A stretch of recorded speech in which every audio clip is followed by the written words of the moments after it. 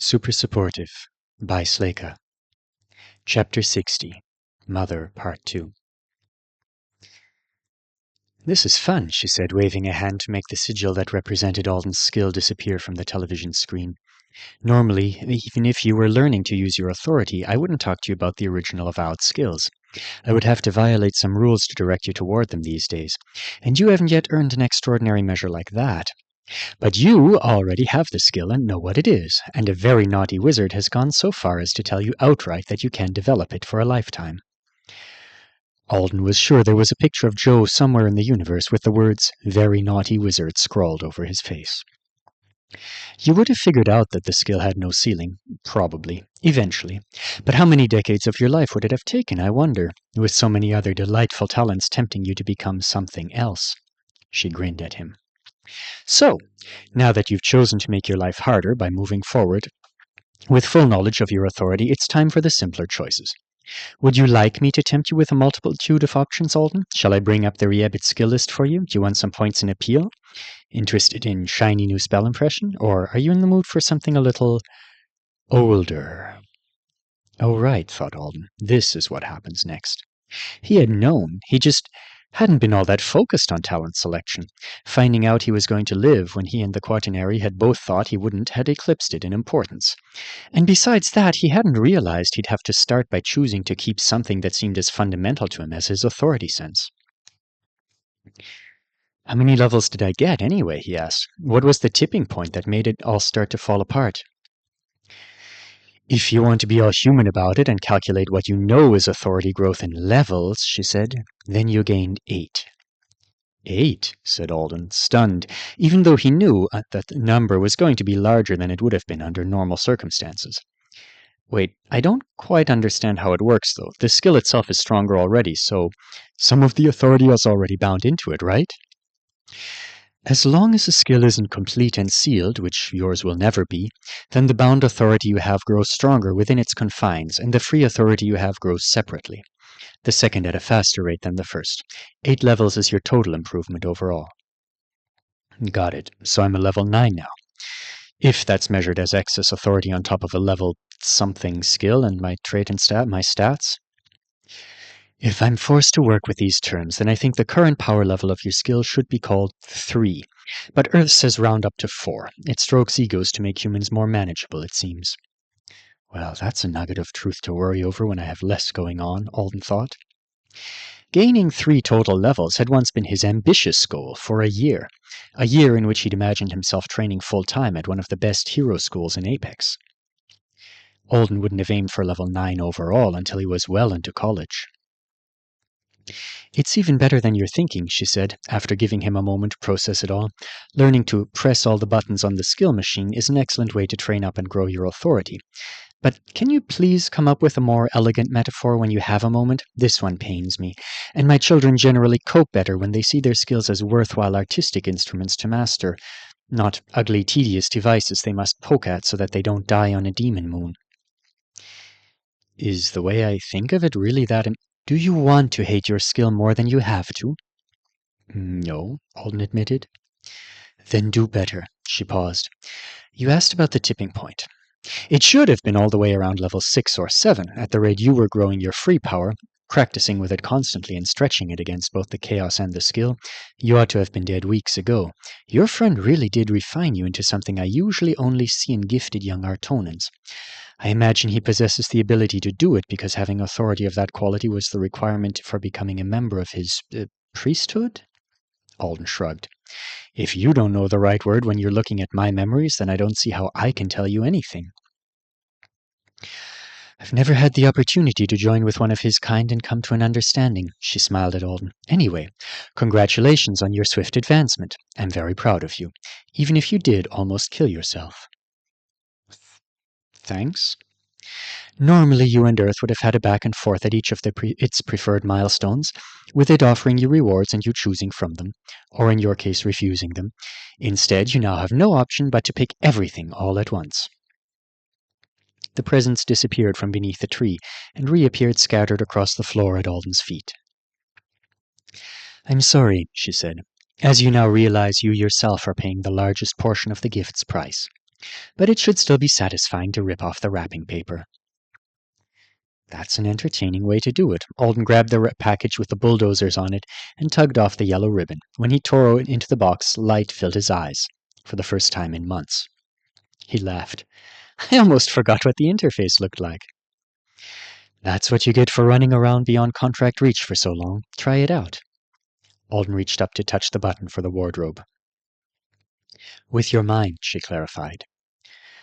I never had the chance to master mental commands. I'm doing quite a lot of work on you right now. There's no reason I can't speed up a little process like that. Alden focused on the wardrobe and it expanded readily. Thank you, that's really easy. Wait a second. Are there more options than there used to? The wardrobe window shut and disappeared. That's for later, she said. Something to keep you entertained while you're recovering. Open the next one. Alden grabbed a gift bag, and when he reached inside, the rabbit skill list appeared. Only it was called the Riebit skill list. Obviously, she didn't approve of Earth changing the name.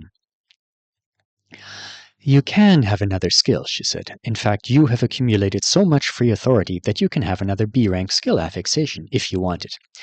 I'm sure you know that's not something people get until they've been a successful avowed for ages, Alden said. It was usually lower-ranked skills for add-ons. Because of the way authority accumulation worked, he supposed, if you were taking rewards every time they were offered, you would have to be pretty far along in an illustrious career before you started getting enhancements the size of your original skill for a single upgrade.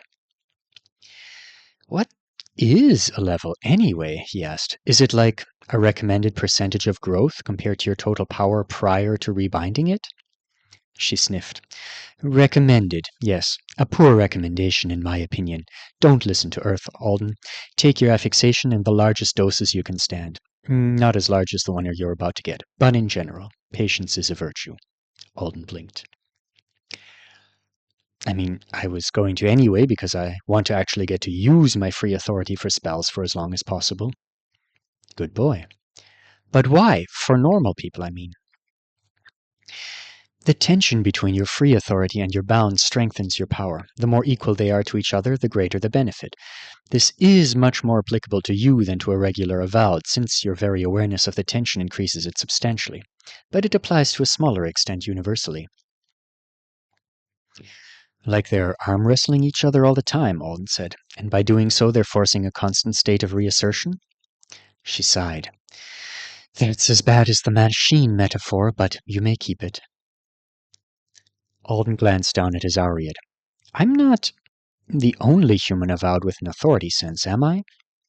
It was an awkward thing to ask, since he thought the answer should be something like, of course not, just how arrogant are you? But he wanted some confirmation, so that he wouldn't feel like he was trying to do the avowed thing completely differently, and therefore possibly wrongly, compared to everybody else on Earth. Knowing some other humans were on the same path would be a big comfort. You're currently running so far ahead of a very small pack that I see no point in you considering the other racers. He shook his head. That can't be right. I've only studied magic for a few months. Doggedly, in an environment with just the right amount of corruption, with a dedicated training partner, after receiving an ideal boon from a member of the only other species Artonans have ever encountered that could be said to have true natural talent for magic. It's not even a replicable experiment. But there are people out there who are hyperboles, who can control weather systems. They can do such crazy stuff. You do realize the way you've begun to train and use your skill isn't the lone possibility for achieving strength. Many humans are naturally much more powerful than you at their first affixation. Some among them are also talented in developing their skills through other methods. A few of them also achieve mastery through vast amounts of practice. A few just have a subconscious knack for it. People who set out to develop their power and refuse to give up generally find the means. She added, I believe Worley Rodin was trying to lead you down such a path. You've gained more than you realize from his lessons. Don't discard them. Alden nodded. But the road you've chosen is faster, she said brightly.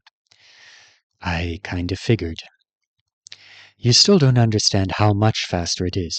When you have an authority sense and you bind a skill, your power can rapidly snowball, especially if you work at it. That's why even Artonans can't affix without swearing oaths that prevent them from harming the triplanets. He considered that. Cool. An image of you running across Moonthegan fearlessly and with ease just came to your mind. You are underestimating your future potential. Alden blinked. Now you're picturing yourself slicing Earth's moon in half, with a preservation skill. That's overestimating. What did the poor thing ever do to you? I don't have many middle ground frames of reference, Alden said defensively. He looked at the presents. Which one has it in it? Has what? I know you know what I want to look at. She stretched her arms over her head. But you also claim you want your life to proceed at intensity level 4. I'm not sure if I should listen to your actual desires or your stated ones. If I were Earth, I'd be obligated to do the latter. A moment later, the present with the superhero sigil wrapping paper floated into his lap.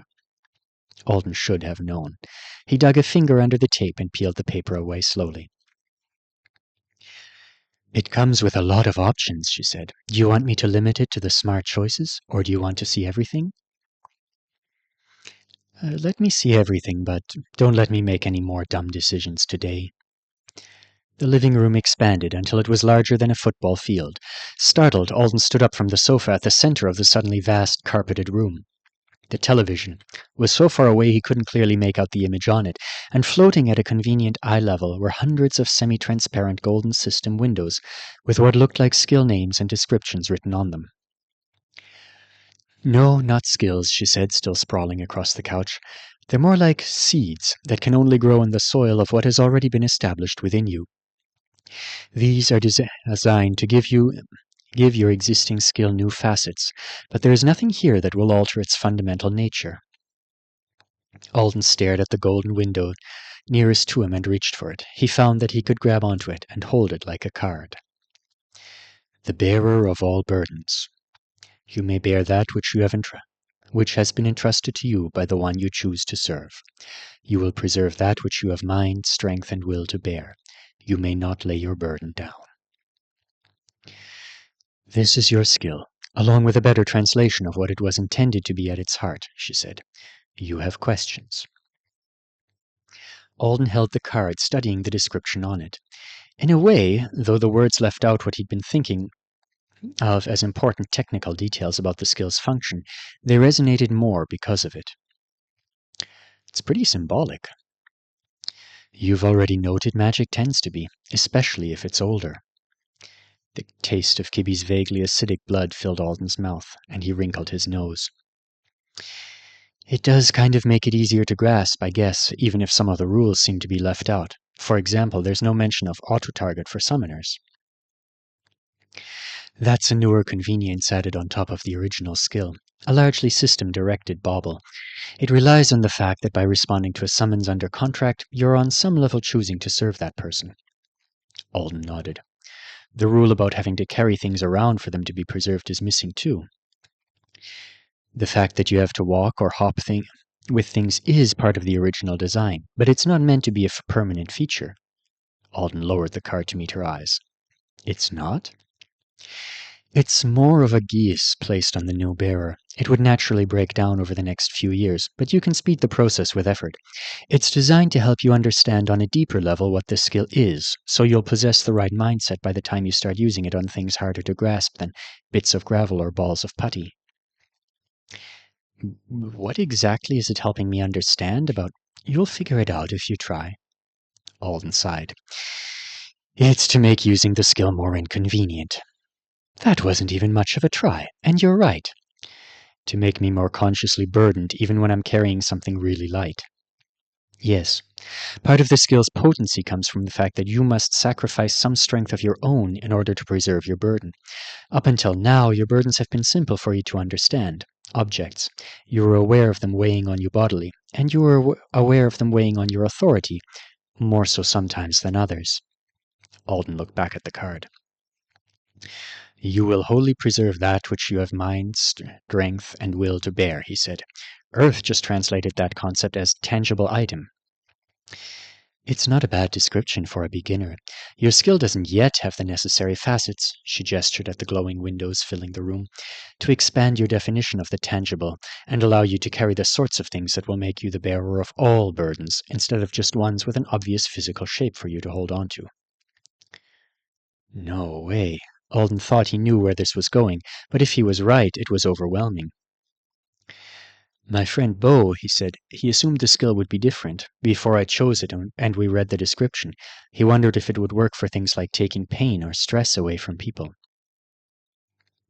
Those are over there, she said, pointing all the way toward the tiny television and tree at the far end of the room. With the other enhancements that I recommend you avoid for a long, long time. Holy shit, Alden breathed. That's what you'll be saying if you decide to carry someone's pain for them. You mean I'd feel it? You feel everything you preserve in some way, she pointed out. You've noted it many times before. With roots in sacrifice and symbolism, how else would the skill expect you to hold the burden of another person's pain? Ah. Alden stared at all the different options around him in shock. Then he shook his head and tried to bring himself back down to reality. Let's not pick from the bad side of the room. There was self-sacrificing, and there was being a summonable repository for the suffering of any rich wizard with a medical condition, and Alden had no idea whether or not the human morality clauses in the contract would protect him from that. It would be a terrible choice now anyway. That's quite a heavy burden, magically. Even though I could create the new facet for you, your skill would be too weak to serve that particular function for more than a couple of minutes. In fact, I would like to suggest that you let me bind most of your free authority back into the skill simply to bolster its strength, rather than spending much of it on new facets. Alden blinked. You mean adding levels of power to the skill directly, instead of new features? Is that an option? He hadn't heard of the system doing that for a reward. You leveled up, and then you got a magic prize. But the prize wasn't extra levels on the skill. Or maybe that was a thing, but not for most skills, because they topped out at lower levels? Well, whatever, it's an option for me now. Until you come up with the positive and artistic metaphor you promised me, it's like we'll be giving the whole machine more fuel. Some of these additional functions I'm showing you would require almost all your skill-bound authority to even activate. They're not useful to you yet. But you wanted to see everything. She gestured at him as if to say, go look. So Alden did. And he finally understood how developing a single skill could be the pursuit of a lifetime. If this wasn't all some dream he was having in the moments before his death, then he could preserve anything. A memory, a disease, a sound. He drifted through the room, trying and failing to understand what some of these new facets would even involve. He stopped in the far corner in the front of a window that said, "A temporal instant," and wondered, how? It was grayed out, in the way many of the options were, to indicate he couldn't have it right now even if he wanted it, but just the fact that it existed. Who could even entrust something like that?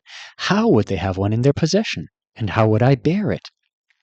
In my mind, with my body? Would I have to live in a time loop? The options that were grayed out often listed other facets he'd have to choose alongside them to make them work, and some of them were focused not on what Alden would bear, but on enhancing him in some way that made it possible to bear it. This is so insane.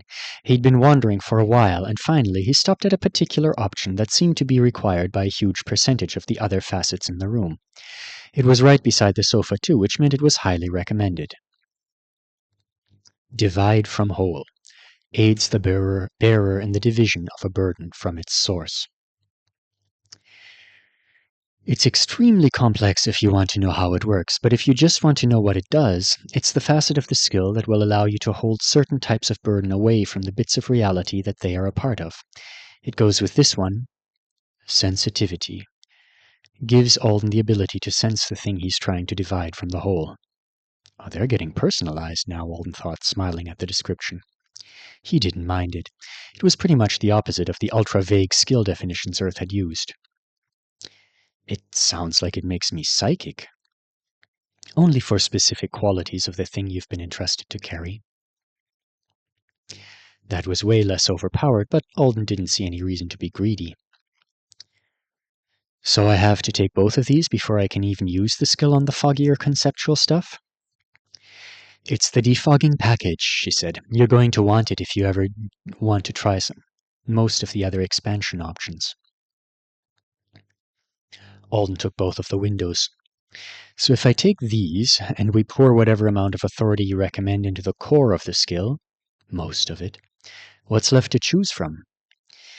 It depends. Do you want me to assign part of your authority to foundation points for your enhancement, for you to enhance yourself physically and mentally? Alden resisted his initial urge to shout, "Make me strong! I want things not to be heavy anymore!" It would have helped to be more physically capable when he was stuck on Moon Thagund. He'd really felt his limits, and even if he'd ultimately made things work, it had been by narrow margins. Probably that's not enough to justify something like doubling my physical strength right now, though. If he was being realistic, it wasn't like he planned to haul whole people over long distances anytime soon. He thought he was owed a ton of time off from summonings. "You'll be on leave for several months," she confirmed. "Mental health time for being involved in a disaster beyond your qualifications. On top of that, I'll be adding additional weeks for your post-affixation recovery." He nodded. "I think it would probably be a waste to pump myself up like a brute, but I do want at least a few points, just to make life a little easier."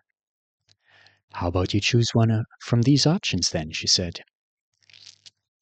Almost all of the gold and grey windows vanished, and Alden was left with a defogging pair in his hand and 4 more to pick from. Burden of enchantment, burden of spell, burden of word chain, burden of secret. Only 4? Only 4 that are likely to be useful to someone as weak as you, unless you want to start delving into the darker burdens already. I've had enough dark for a while. Alden read about the options. They were pretty self-explanatory just from the titles. Secret said it would transfer a secret from his entrustor to him, though, and he just didn't see a way for that to work. Do they just tell it to me and then they forget it? As they speak the secret, it leaves their mind. As long as you are using your authority to maintain preservation on it, it will not return to them. But does it return to them? Like, I drop it somehow or forget it and it just bounces back? How? Just how? "How does your current skill work?" she asked with a smile. Alden had no idea, but at least he could hold a thing between his fingers and understand that it was working. "You'll have to gain a less physical notion of the universe and the way things exist in connection to each other if you really want comprehension. You don't need comprehension, by the way. I promise the new facets of the skill will work their magic wonderfully, and you'll eventually figure out all their functions and quirks through trial and error. And yes, the secret bounces back to an extent. If you hold something like that for long enough, even though it is perfectly preserved, the entrustor will no longer be a natural home for it. You would need help from a wizard with quite a lot of esoteric knowledge to reattach it to their mind. It would be much easier to just tell them what they've forgotten." Alden didn't get it, but he'd grown up just accepting magic at face value, so he guessed he could put up with it for now. "So every option works a little differently," he said, "depending on what the burden is, and I get to figure it out as I go along." She had said the skill's designers admired it for its versatility. It was a good thing, really. It would be pretty boring to keep binding his magic into the skill until he was old and grey with no variety in function. Just picking up things and holding them better might be useful, but it wasn't thrilling. He dropped secret. The main thing it would be good for, he thought, was helping other people hide information they wanted to keep private from mind readers, which was a neat trick, but he couldn't imagine finding a lot of opportunity for it right now. Next, he flicked away word chain. Taking people's word chain data onto himself would make him super popular with everyone, and super miserable, and super interesting to a certain family on an Essidora. The Velros would be circling him like flies. He'd go to sleep one night, and wake up the next morning to find he was married or adopted. Wish I could keep whatever I chose to myself. He looked at the remaining 2 options. He was surprised that spell and enchantment were different burdens. It seemed like they should go together. But enchantment made it possible for Alden to remove and preserve only the magical enchantments on an object, while spell was for unattached spells. Can I pull the enchantment off one thing and put it on something else? You're going to need to study individual enchantments if you want to get fancy with it. They're all different. The main one on that ring you've stolen, for example, could be transferred with minimal loss in efficacy, but only to a nearly identical ring, and only after you'd destroyed the original. Okay, so doing that with any degree of certainty was going to take a lot of research. At first, this one would mostly be good for making something temporarily non-magical. Or I guess, if I held the enchantment away from its natural home long enough, outright breaking it? It sounded like it would be great for busting open magical locks, or destroying people's really expensive armor. After they'd entrusted it to him, that would be a fast way to make enemies. He looked at Burden of Spell.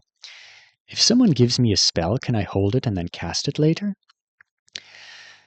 Again, it's going to depend on the spell. Yes, in some cases. Many spells have specific targets. Others are more general. Some would harm you as soon as you stop preserving them. Study and practice for either one, then, Alden concluded. I want them both. That's good. Eat your vegetables, grow your authority big and strong, and come back for more. He groaned. Finally, he chose Burden of Enchantment. That's not the one you like best, she pointed out. You're picking it because you think it will be easier to steal enchantments from items people hand you, without them realizing you've done anything at all. I'm not sure how quiet I need to be about myself when I get back to Earth. Being a rabbit with the ability to preserve things and carry other people's spells would make me look awesome.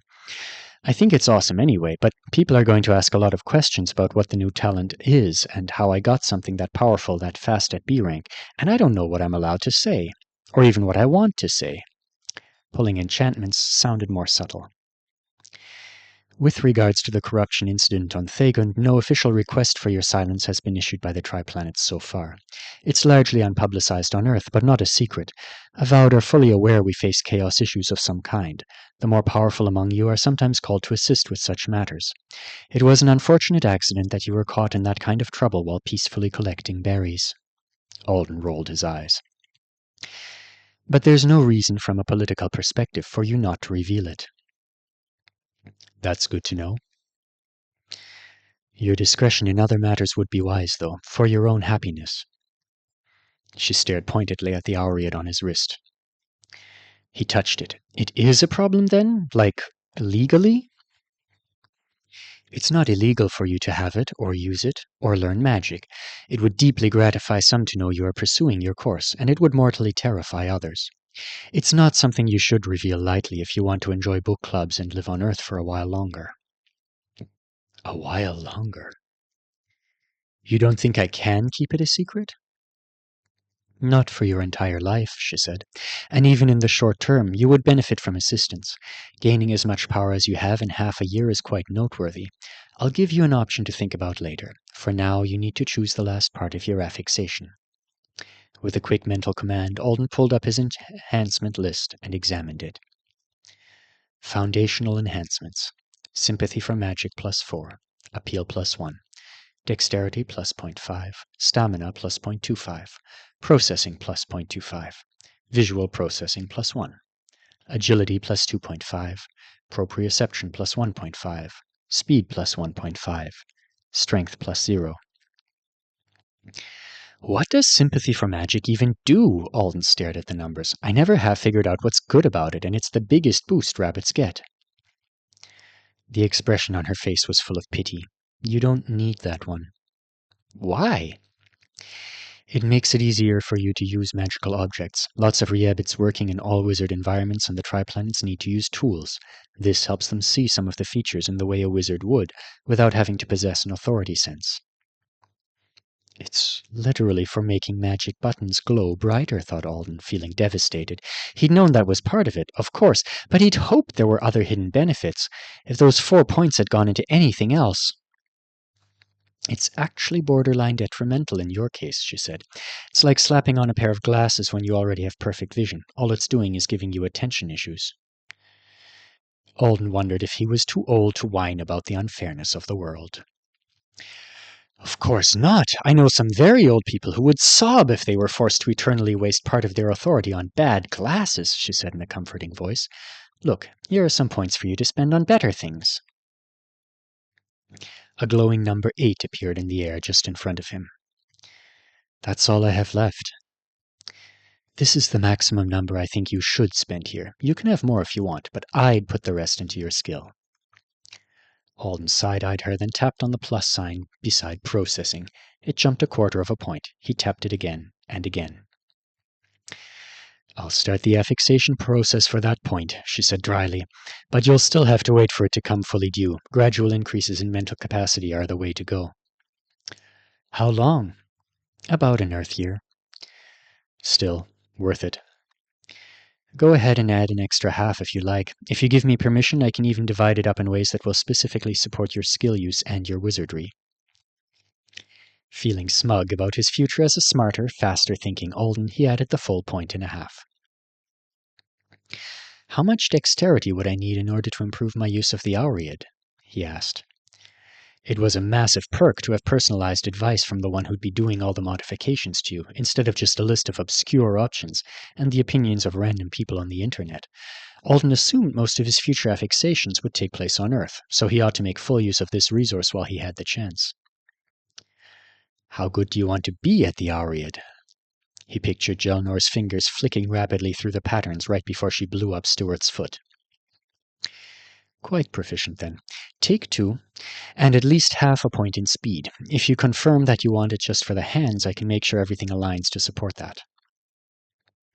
2 in dexterity for the hands, half in speed for the hands, another half in speed for general purposes. You have 3.5 left. Why do they go so fast? He divided the remaining points between the things he had wanted more of recently, 1.5 points to stamina, 1.5 points to strength, and the final half in agility. He stared at the list now that it included all the changes, trying to imagine what life would be like with it, for however long he had to wait until his next affixation. Foundation enhancements. Sympathy for magic +4, appeal +1, dexterity +2.5, stamina +1.75, processing +1.75, visual processing +1, agility +3, proprioception +1.5, speed +2.5, strength +1.5. Whoever decided human rabbits had to have sympathy for magic and appeal should be punished. It was a very large committee that settled on that. Lots of punishment, then. They can all have those stats, too. A moment later, the room disappeared, and Alden found himself standing face to face with her in a patch of light, surrounded by an impenetrable darkness. Windows with his choices on them floated in front of his eyes, along with the Aureid. Are you sure about all of these? She asked.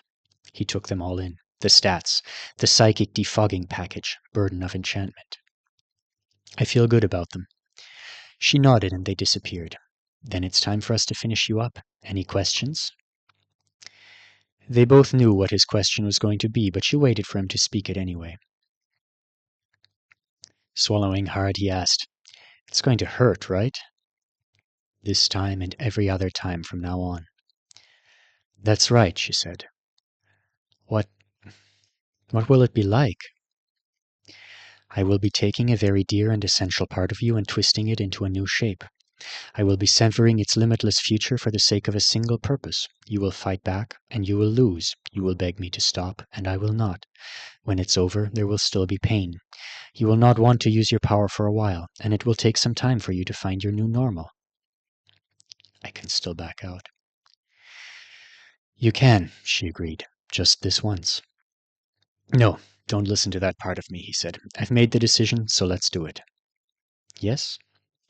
Yes. And thanks for not letting me die, and for the advice, and everything. You're welcome, Alden. She leaned forward and kissed him on the cheek. He wondered why it didn't feel like a strange thing for her to do at all. For what it's worth, I think you'll be a great superhero.